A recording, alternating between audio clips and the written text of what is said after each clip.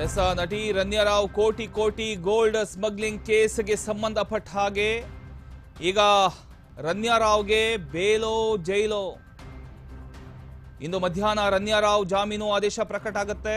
ಆರ್ಥಿಕ ಅಪರಾಧಗಳ ವಿಶೇಷ ನ್ಯಾಯಾಲಯದಿಂದ ಆದೇಶ ಹೊರ ಬರ್ತಕ್ಕಂಥದ್ದು. ವಾದ ಪ್ರತಿವಾದ ಆಲಿಸಿ ಆದೇಶ ಕಾಯ್ದಿರಿಸಿದ್ದ ವಿಶೇಷ ಕೋರ್ಟ್. ಡಿಆರ್ಐ ಪರ ವಾದ ಮಾಡಿದ್ದ ವಕೀಲ ಮಾಧುರಾವ್. ರನ್ಯಾ ರಾವ್ ಪರ ಕಿರಣ್ ಜವಳಿಯಿಂದ ವಾದ ಮಂಡನೆ ಆಗುತ್ತೆ. ಇಂದು ಮಧ್ಯಾಹ್ನ ರನ್ಯಾಗೆ ಬೇಲ್ ಸಿಗುತ್ತಾ ಅಥವಾ ಜೈಲ್ ಸೇರ್ತಾರಾ ಅನ್ನುವಂಥ ನಿರ್ಧಾರ ಆಗುತ್ತೆ.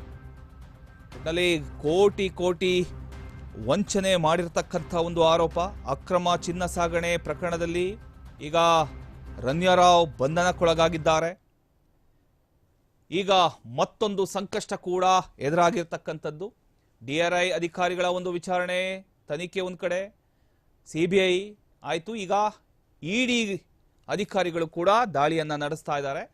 ಅದರ ಜೊತೆಗೆ ಈ ಕಡೆ ವಾದ ಮಂಡನೆ ಆಗತ್ತೆ. ಕಿರಣ್ ಜವಳಿಯಿಂದ ರನ್ಯಾ ರಾವ್ ಪರ ಕಿರಣ್ ಜವಳಿಯಿಂದ ವಾದ ಮಂಡನೆ ಆಗ್ತಕ್ಕಂಥದ್ದು. ಇಂದು ಮಧ್ಯಾಹ್ನ ರನ್ಯಾಗೆ ಬೇಲ್ ಆಗುತ್ತೋ ಬೇಲೋ ಜೈಲೋ? ಎಸ್, ಇದರ ಬಗ್ಗೆ ಹೆಚ್ಚಿನ ಡೀಟೇಲ್ಸ್ ನೀಡೋದಕ್ಕೆ ರಿಪೋರ್ಟರ್ ಅರುಣ್ ದೂರವಾಣಿ ಸಂಪರ್ಕದಲ್ಲಿ ನಮ್ಮೊಂದಿಗಿದ್ದಾರೆ.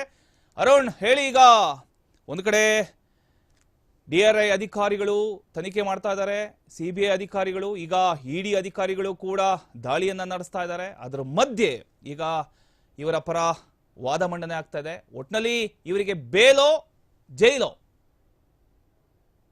ಪ್ರಮೋದ್, ಏನು ನಟಿ ರನ್ಯಾ ಗೋಲ್ಡ್ ಸ್ಮಗ್ಲಿಂಗ್ ಪ್ರಕರಣದಲ್ಲಿ ಬಂಧನಕ್ಕೆ ಸಂಬಂಧಪಟ್ಟಂತೆ ಏನು ಮಾರ್ಚ್ 3ರಂದು ಆಕೆಯನ್ನ ಡಿಆರ್ಐ ಅಧಿಕಾರಿಗಳು ಅರೆಸ್ಟ್ ಮಾಡಿದ್ರು. ಸೊ ಆನಂತರ ಕೋರ್ಟ್ಗೂ ಸಹ ಹಾಜರುಪಡಿಸಿದ್ರು. ಆನಂತರ ಅವರ ಪರ ವಕೀಲರು ಒಂದು ವಿಶೇಷ ಆರ್ಥಿಕ ಅಪರಾಧ ನ್ಯಾಯಾಲಯದಲ್ಲಿ ಒಂದು ಜಾಮೀನಿಗೆ ಅರ್ಜಿಯನ್ನು ಸಲ್ಲಿಸಿದ್ರು. ಸೊ ಈ ಸಂಬಂಧ ಮೊನ್ನೆ ಏನು ಡಿಆರ್ಐ ಪರ ಏನು ಮಧುರಾವ್ ಅವರು ಸಹ ವಾದವನ್ನ ಮಂಡನೆ ಮಾಡಿದ್ರು. ಅಂದ್ರೆ ಯಾಕೆ ನಟಿ ರನ್ಯಾ ರಾವ್ಗೆ ಜಾಮೀನನ್ನ ಕೊಡಬಾರ್ದು ಅಂದ್ರೆ ಕೊಡ್ಲೇಬಾರ್ದು ಆಕೆಗೆ. ಯಾಕಂದ್ರೆ ಈಕೆ ಒಂದು ವೇಳೆ ಏನಾದ್ರೂ ಜಾಮೀನನ್ನ ಕೊಟ್ರೆ ಆಕೆ ವಿದೇಶಕ್ಕೆ ಮತ್ತೆ ಪರಾರಿಯಾಗುವ ಸಾಧ್ಯತೆ ಇರುತ್ತೆ. ಮತ್ತೆ ಏನಂದ್ರೆ ಸಾಕ್ಷಿಗಳ ಮೇಲೆ ಮತ್ತೆ ಪ್ರಭಾವನ ಬೀರುವ ಸಾಧ್ಯತೆ ಇರುತ್ತೆ. ಯಾಕಂದ್ರೆ ಅವರ ಮಲ ತಂದೆ ಆದಂತಹ ಡಿಜಿಪಿ ರಾಮಚಂದ್ರ ರಾವ್ ಇರ್ತಾರೆ. ಮತ್ತೆ ಬೇರೆ ಬೇರೆ ಏನು ವ್ಯಕ್ತಿಗಳಿಂದ ಸಹ ಒಂದು ಅಧಿಕಾರಿಗಳ ಮೇಲೆ ಪ್ರಭಾವನ ಬೀರಿಸುವ ಸಾಧ್ಯತೆ ಇದೆ. ಸೊ ಹಾಗಾಗಿ ಈಕೆಗೆ ಜಾಮೀನನ್ನ ಕೊಡಬಾರ್ದು ಅಂತ ಹೇಳ್ಬಿಟ್ಟು ಮತ್ತೆ ಆಕೆಯನ್ನ ಮತ್ತೆ ನಮ್ಗೆ ಏನಾದ್ರು ವಶಕ್ಕೆ ಬೇಕಾದ್ರೂ ಸಹ ನಾವು ವಶಕ್ಕೆ ಪಡ್ಕೊಳ್ಬಹುದು ಅಂತ ಹೇಳ್ಬಿಟ್ಟು ಸಹ ವಾದವನ್ನ ಮಾಡಿದ್ರು. ಸೊ ಈ ಸಂಬಂಧ ವಾದ ಮತ್ತೆ ಪ್ರತಿವಾದ ಆಲಿಸಿದಂತಹ ಕೋರ್ಟ್ ಏನು ಇವತ್ತು ಮಧ್ಯಾಹ್ನ ಒಂದು ಆದೇಶವನ್ನ ಪ್ರಕಟ ಮಾಡುತ್ತೆ. ಒಂದು ವೇಳೆ ಏನಾದ್ರು ಜಾಮೀನನ್ನ ಸಿಕ್ಕರೆ ಅವರಿಗೆ ಒಂದು ಷರತ್ತುಗಳನ್ನು ಪೂರೈಸಿ ಪರಪ್ನಗರ ಜೈಲಿನಿಂದ ಬಿಡುಗಡೆ ಇವತ್ತು ಆಗ್ತಾರೆ.